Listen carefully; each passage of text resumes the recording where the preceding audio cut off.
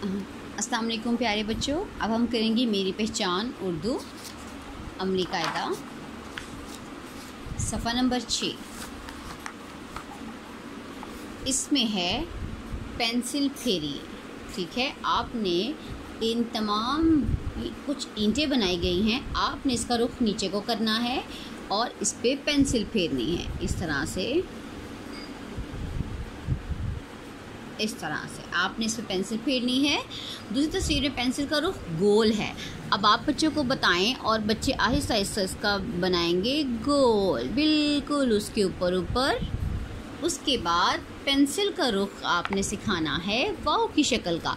आप बच्चे को इस डॉट से सिखाएंगे, इस डॉट से बचा जाएगा ऊपर लाइंस बिल्कुल डॉट्स को टच करके और इधर तक वाव। इस तरह से आपने बच्चों को ये सफ़ा मुकम्मल कराना है और सफ़ा मुकम्मल करने के बाद तस्वीर लाजमी व्हाट्सएप करें बच्चे के नाम के साथ।